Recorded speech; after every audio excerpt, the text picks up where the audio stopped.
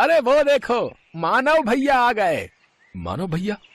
ये तो वही है ना जो बड़ा आदमी बनने शहर गए थे कई साल पहले। हाँ, चलो चलकर देखते हैं कि ये वापस क्यों आए हैं। जब वो दोनों मानव के पास जाते हैं तो उसकी हालत बहुत ही खराब होती है। अरे मानव भाई, तुम तो शहर बड़े आदमी बनने गए थे ना, फिर आपका ये हाल। अभी ये सब वक्त नहीं है भाई कुछ भी बताने का। हम शहर से 300 किलोमीटर पैदल चलकर आए हैं और हम सब कई दिनों से भूखे हैं। अगर हो सके तो हमें राशन पानी कुछ दिन के लिए उधार दे दो भैया। तुम अपने घर जाओ और आराम करो मानव भाई। और रही खाने की बात, तो मैं गांव के मुखिया को बोल देता हूँ, वो कुछ दिनों का राशन पानी तुम्हारे घर भिजवा देंगे। आपका बहुत बहुत शुक्रिया किशोर भाई। मुखिया उनके घर 1 महीने का राशन पानी भिजवा देता है।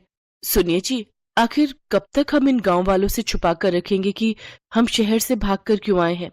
तो हम इन गांव वालों से क्या कहते कि शहर में रहकर हम पर इतना कर्जा हो गया और वो चुका न पाने की वजह से हम गांव वापस आए हैं। फिर तो ये हमें जो राशन पानी मिला है वो भी नहीं मिलता। ये तो आप ठीक कह रहे हैं जी। देखो रमा, जो किस्मत में लिखा है उसे कोई नहीं टाल सकता। चलो आप सो जाओ, रात बहुत हो गई है। मैं कल ही मुखिया से मिलकर काम की कोई बात करता हूँ। अगले दिन मानव मुखिया से मिलता है और अपने बेरोजगार होने की समस्या बताता है। देखो मानव, तुम इस गांव के बेटे हो और अब तुम इसी गांव में रहकर अपना कोई काम शुरू करो। आपने बिल्कुल सही कहा मुखिया जी। वैसे मैं शहर में सारा दिन ऑटो रिक्शा चलाता था और शाम को रमा और मैं पानी पूरी का ठेला लगाते थे।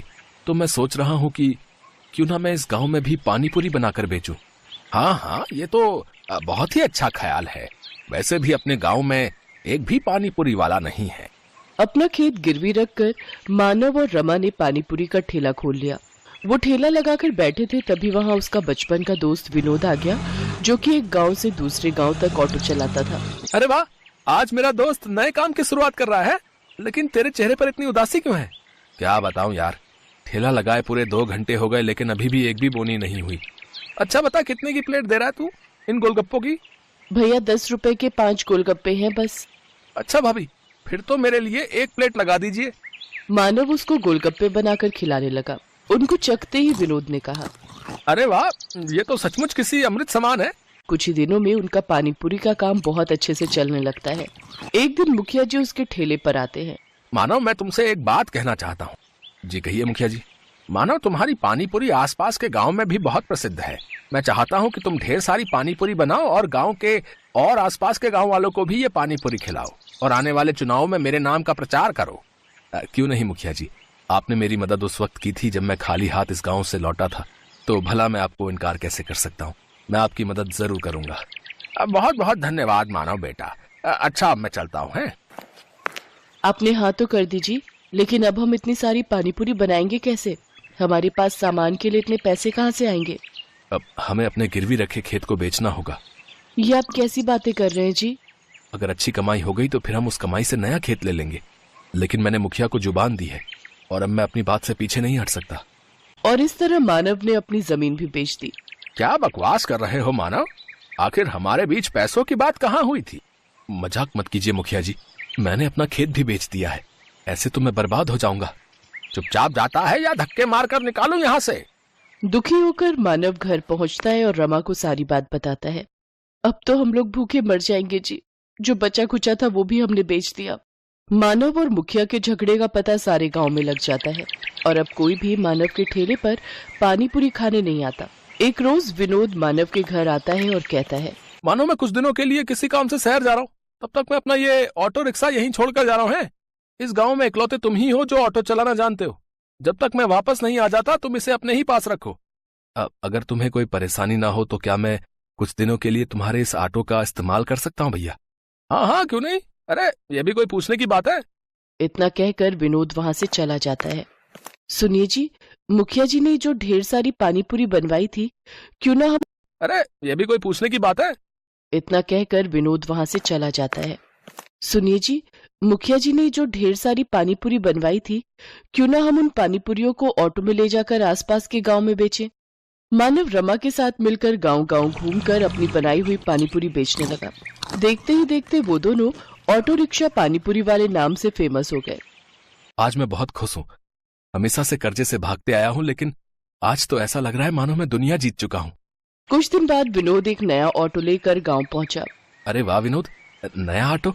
लेकिन तेरे पास तो पहले से ही ऑटो है ना, फिर ये किस लिए? अरे वो ऑटो अब पुराना हो चुका है यार, और मैं उसे बेचने की भी सोच रहा हूँ। मैं अब एक गांव से दूसरे गांव की सवारियां छोड़ने की बजाय गांव से शहर तक की सवारियों को छोड़ूंगा। अगर आप बुरा ना मानो विनोद भाई, तो क्या ये ऑटो हमें बेच सकते हो? अरे ये भी कोई पूछने की बात है? आज से ये ऑटो आपका हुआ है। तेरी बड़ी मेहरबानी मेरे दोस्त। ये ले, ये तेरे ऑटो रिक्शा के पैसे पकड़। रमा और मानव तो ऑटो पाकर बहुत खुश थे। अब वो दोनों सारा दिन एक गांव से दूसरे गांव घूम घूम कर पानीपुरी बेचा करते थे और लोग बड़ी आस लगाकर उनकी पानीपुरी के इंतजार में बैठा करते थे। उनका व्यापार अब बहुत अच्छा चलने लगा और उन्हें अच्छी आमदनी होने लगी।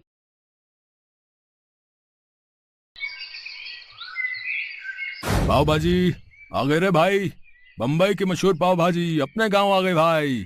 आ जाओ भैया। ए भैया बताओ। हाँ भाई साहब बताओ, कितनी प्लेट लगा दूं? ए भाई अकेला आया हूं तो एक ही प्लेट लगाओगे ना यार। और सुनो, जरा एक बात तो बताओ, तुम्हारा ठेला तो यहाँ कई सालों से देख रहा हूं मैं, फिर तुम्हारी पाव भाजी बम्बई कब होकर आ गई भाई? अरे भैया पाव भाजी नहीं, बल्कि मैं होकर आया हूँ बम्बई। वहां पूरे 6 महीने एक होटल में काम सीखा। और काम क्या, सच बोलूं तो बुरा दिल लगाकर ये पाव भाजी बनाना ही सीखा मैंने। आपने मेरे बाबा को देखा होगा यहाँ पर ठेला लगाते, मैंने तो बस अभी अभी काम संभाला है। हाँ जानता हूँ तुम्हारे बाबा को, भोला यही नाम है ना उनका। कई बार खा के गया हूँ उनके हाथ की बनी पाव भाजी, और मुझे तो उन्हीं के हाथों वाला स्वाद चाहिए भाई। ये बम्बई का मुझे कुछ नहीं पता। आप बिल्कुल भी चिंता ना करो भैया, ऐसी पाव भाजी खिलाऊंगा आपको कि हर रोज आओगे मेरे ठेले पर। ये लो खा के देखो, और जो मेरी बात गलत हो तो कहना। इतना कहकर शंकर ने उस ग्राहक की तरफ गर्मा गर्म पाव भाजी की प्लेट बढ़ा दी और फिर, हाँ भैया अब बोलो, मजा आया कि नहीं? अच्छी थी, पर ईमानदारी से बताऊं तो तुम्हें बम्बई जाने के बजाय अपने बाबा से ही पाव भाजी बनाना सीखना चाहिए था। वैसे अभी भी कुछ बिगड़ा नहीं है, वापस से वही स्वाद ले आओ तो बम्बई से लोग यहाँ आएंगे तुम्हारी पाव भाजी खाने। अरे अरे बड़ा मजाकिया हो भैया तुम तो है।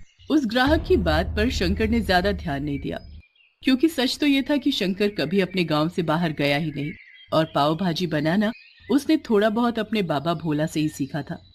और अब भोला के बीमार पड़ने की वजह से उसे ही सारा काम संभालना था, जिसके लिए उसे मेहनत से ज्यादा तरकीबें लड़ाने में भरोसा था। क्या रे शंकर, आज भी सारी भाजी बचा लाया? क्या चक्कर है, तू ठेला लगाता भी है या नहीं? बाबा कसम से पूरा दिन खड़ा रहा धूप में, पर मुश्किल से 2-4 लोग ही खाकर गए। ऊपर से चिल्ला चिल्ला कर मेरा गला और फटेबाज जैसा हो गया। तो जरूरत क्या थी इतना हल्ला मचाने की? हैं? मैंने तुझे कितनी बार समझाया, पाव भाजी के स्वाद पर काम कर, मसालों को धीमी आंच पर भून और सब्जियों को भी खूब अच्छे से पका है, और पाव भी रोज के रोज एकदम ताजे बनाया कर, तब जाकर लोग पसंद करेंगे तेरी पाव भाजी। ओफो बाबा, जीवन भर ऐसे ही मेहनत करते रहे आप हैं, और क्या हासिल कर लिया आपने? हम हमेशा गरीब रहे और अब पहले से भी ज्यादा गरीब हैं। तो आप मुझे मेरे हिसाब से काम करने दो। मुझे पता है कि पाव भाजी कैसे बनानी है और फिर कैसे बेचनी है। हाँ, कुछ नहीं जानता है तू, है? मैं देख नहीं रहा हूं क्या? ये भाजी तूने परसों बनाई थी और आज भी पूरा का पूरा बर्तन भरा हुआ है। देख बेटा, ऐसे काम नहीं चलेगा। तू एक बार ठंडे दिमाग से मेरी बात सुन तो सही। मुझे कुछ नहीं सुनना है बाबा, मैंने सोच लिया है, मैं जा रहा हूं शहर। अब वहीं जाके अपनी पाव भाजी बेचूंगा। भले ही कम लोग खाकर जाएं, पर वहां शहर में कम से कम पाव भाजी का दाम तो बढ़िया मिलेगा। भोला ने शंकर को समझाने की बहुत कोशिश की, लेकिन वो तय कर चुका था। उसने भोला को अपने एक रिश्तेदार के भरोसे छोड़ दिया और खुद शहर जाकर अपना पाव भाजी का ठेला लगाने लगा। शुरुआत में शंकर का अंदाजा बिल्कुल सही साबित हुआ। पाव भाजी का दाम बढ़ाने के बावजूद शहर में शंकर की अच्छी कमाई होने लगी और इससे शंकर बहुत खुश था। फिर एक दिन, सुनिए, क्या रेट है आपकी पाव भाजी का? जी ये आपके लिए फ्री है। हैं? ऐसे कैसे? सबको फ्री में बांटते हो क्या? नहीं, सबके लिए फ्री नहीं है, बस आपके लिए ही फ्री है। अच्छा, और मुझ पर इतनी मेहरबानी किस लिए? मेहरबानी जैसी तो कोई बात नहीं है मैडम जी। वो क्या है कि मैं हर रोज आपको यहाँ आते हुए देखता हूँ, और ये भी देखता हूँ कि आप कैसे उन सड़क किनारे बैठे गरीब बच्चों को मुफ्त में खाना खिलाती हैं। तो बस मैंने सोचा क्यों ना मैं भी आपके इस अच्छे काम का भागीदार बन जाऊं। पर आज मैं उन बच्चों के लिए नहीं बल्कि खुद के लिए पाव भाजी लेना चाहती हूँ। बहुत भूख लगी है, तो अब तो बताओ क्या रेट है पाव भाजी का। कोई बात नहीं मैडम जी, आपको पाव भाजी खिलाकर मुझे सच में बहुत खुशी होगी। आप पैसों की चिंता मत कीजिए, बस खाइए और बताइए कि पाव भाजी बनी कैसी है। उस लड़की का नाम राम्या था, जो देखने में जितनी सुंदर थी उतनी ही दयालु और व्यवहार कुशल भी थी। सच तो ये था कि पहली ही नजर में शंकर को राम्या बहुत पसंद आ गई थी। वो उसकी खूबसूरती का कायल हो चुका था। हालांकि वो खुद कभी राम्या से बात करने की हिम्मत नहीं जुटा पाया, लेकिन उस दिन जब राम्या खुद उसके ठेले पर आई तो शंकर ये मौका जाने कैसे देता। उसने राम्या के लिए पाव भाजी की प्लेट बिल्कुल अलग से तैयार की। स्वाद से लेकर पाव भाजी के रंग रूप तक उसने बहुत ध्यान दिया, साथ ही मक्खन डालने में भी बिल्कुल कंजूसी नहीं की। नतीजा, राम्या को उसकी पाव भाजी बहुत पसंद आई। मजा आ गया, पाव भाजी बहुत ही बढ़िया है सच में। बट देखो, तुम्हें इसके पैसे तो लेने ही होंगे, प्लीज ये पैसे रख लो। नहीं नहीं मैडम जी, पैसे तो मैं आपसे नहीं लूंगा। हाँ, पर एक मदद जरूर चाहिए थी आपसे। हाँ तो बताओ ना। मैडम जी, मैं अपने गांव से अभी अभी शहर आया हूँ काम जमाने, तो आप अगर अपने जानने वालों को मेरी पाव भाजी के बारे में बताएं तो बड़ी मदद हो जाएगी। हाँ हाँ, क्यों नहीं, मैं तुम्हारी मदद कर सकती हूँ। मैं आईटी कंपनी में जॉब करती हूँ और इसके अलावा एक संस्था के लिए भी काम करती हूँ, जो हर रोज कई सारे गरीब और अनाथ बच्चों के लिए खाने का इंतजाम करती है। मैं वहां तुम्हारी बात करवा सकती हूँ, तुम्हारी भी अच्छी कमाई हो जाएगी और इस बहाने बच्चे भी तुम्हारी पाव भाजी खाकर खूब खुश हो जाएंगे। शंकर को और क्या चाहिए था। अच्छी कमाई के साथ साथ उसे राम्या का साथ भी मिल रहा था। राम्या बहुत ही मिलनसार और दरिया दिल थी। वो बिना किसी स्वार्थ के शंकर की मदद कर रही थी, इस बात से अनजान कि शंकर के मन में उसके लिए क्या चल रहा था। क्या बात है, मैंने शहर आकर सच में बहुत ही अच्छा किया। राम्या मैडम की मदद से कितने सारे ऑर्डर मिल गए पाव भाजी के। अब तो सारा दिन धूप में ठेला लेकर खड़े रहने की भी जरूरत नहीं।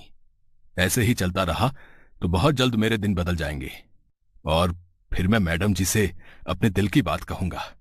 अब वैसे उनकी बातों से तो ऐसा ही लगता है कि वो भी मुझे पसंद करती हैं। हो सकता है मेरे बोलने से पहले वो ही अपने दिल की बात कह दे, हैं? शंकर इसी गलतफहमी के साथ राम्या से मिलता रहा और खूब पैसे भी कमाता रहा। वो जल्द से जल्द अमीर होना चाहता था ताकि राम्या से शादी की बात कर सके, लेकिन ये इतना आसान भी नहीं था। राम्या खुद अच्छा कमाती थी, इसके अलावा उसका परिवार भी काफी अमीर था। बातों ही बातों में शंकर ये सब जान चुका था, इसीलिए अब वो ज्यादा पैसे कमाने के लिए कुछ भी कर। राम्या सुनो, वो पाव भाजी वाला वेंडर, क्या नाम था उसका? हाँ, शंकर, उसे आगे से ऑर्डर मत देना। लेकिन क्यों सर, कोई प्रॉब्लम है क्या? अगर बजट का इशू है तो मैं कुछ। नहीं, प्रॉब्लम उसकी पाव भाजी में है, जिसे खाकर बच्चों को फूड पॉइजनिंग हो रही है। कई बच्चों की तो क्रिटिकल सिचुएशन है। लेकिन सर, ये सब किसी और वजह से भी तो हो सकता है। अब मुझे नहीं लगता कि शंकर की पाव भाजी में कुछ प्रॉब्लम है, क्योंकि सर मैं खुद लगभग हर रोज उसकी पाव भाजी खाती हूँ। मैंने खुद उसके पास से आई पाव भाजी का सैंपल टेस्ट किया है राम्या, और ये बिल्कुल सच है कि उसकी पाव भाजी खाने के लायक तो बिल्कुल नहीं है। राम्या को ये सब जानकर झटका लगा। उसके लिए इस बात पर भरोसा कर पाना मुश्किल था, क्योंकि शंकर राम्या के लिए हमेशा अलग से पाव भाजी बनाता था, जिसमें वो हमेशा ताजी सब्जियां, ताजे पाव और सब कुछ बड़ी सफाई से डालता था। लेकिन उसके अलावा शंकर ने बाकी की पाव भाजी की क्वालिटी हद से ज्यादा गिरा दी थी। वो बाजार उठने के बाद वहां फेंकी गई बेकार और सड़ी गली सब्जियां उठाकर ले आता और उन्हीं से भाजी बनाकर तैयार कर देता। इसके अलावा मसालों और पाव के मामले में भी हालत ऐसी ही थी, और ये सब करके वो पाव भाजी की लागत को कम कर रहा था, फिर चाहे नतीजा कुछ भी हो। शंकर को लगा कि सड़क किनारे रहने वाले गरीब बच्चे कभी उसकी पाव भाजी को लेकर किसी से भी शिकायत नहीं करेंगे। लेकिन अब सच राम्या के सामने था, जिसे जांचने के लिए राम्या ने खुद शंकर के पास से गरीब बच्चों के लिए आई हुई पाव भाजी खाकर देखी। और फिर साहब, वो अपनी राम्या मैडम कहाँ हैं? कई दिन हो गए वो दिखी नहीं, और पाव भाजी का ऑर्डर भी नहीं आया आपकी तरफ से। पाव भाजी का ऑर्डर? बेटा, तेरे पास तो पुलिस आएगी, कंप्लेन कर दी है मैंने तेरे खिलाफ। तेरी वो बकवास पाव भाजी खाकर पहले बच्चे बीमार पड़े और फिर राम्या बेचारी पिछले 4 दिनों से हॉस्पिटल में है। क्या? नहीं, ऐसा नहीं होना चाहिए सर। आप मुझे शौक से जेल भेज देना, लेकिन उससे पहले मुझे एक बार मैडम जी से मिलवा दीजिए। आपका बड़ा एहसान होगा मुझ पर। मैं एक बार उनसे माफी मांगना चाहता हूँ और ये तसल्ली भी करना चाहता हूँ कि वो ठीक है। शंकर की आंखों में आंसू थे।